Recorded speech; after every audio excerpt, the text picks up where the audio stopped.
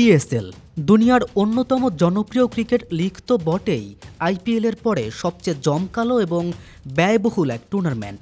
ক্রিকেটারদের নিজেদের প্রমাণের দারুণ এক মঞ্চ, আর সেই মঞ্চে বাংলাদেশের প্লেয়ারদের উপস্থিতি নিঃসন্দেহে দেশের ক্রিকেট প্রেমীদের উন্মাদনা বাড়ায়। রিশাদ হোসেন, লিটন কুমার দাসদের পিএসএলের দল পাওয়ায় সে উন্মাদনা ছাড়িয়েছিল কয়েক গুণ, কিন্তু সময় গড়াতেই সে আমেজ রূপ নেয় দারুণ এক বিষাদে।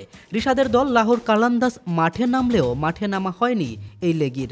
সাইড বেঞ্চে বসা বিষণ্ণ শান্ত এক মুখ, যা হৃদয় পুড়িয়েছে ভক্তদের। তবে প্রশ্ন হচ্ছে, কেন মূল একাদশে রাখা হলো না এই লেগিকে, যেখানে রিশাদ ছাড়া দলে নেই তেমন কোনো লেগ স্পিনার স্পেশালিস্ট?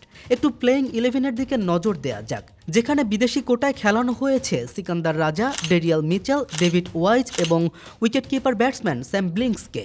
বাকি তিনজন অলরাউন্ডারের সবাই ব্যাটিং অলরাউন্ডার, অর্থাৎ টিম ব্যালেন্স তৈরি করা হয়েছে ব্যাটিং শক্তিশালী, যেখানে রিশাদের রোল লেগ স্পিনার অলরাউন্ডার।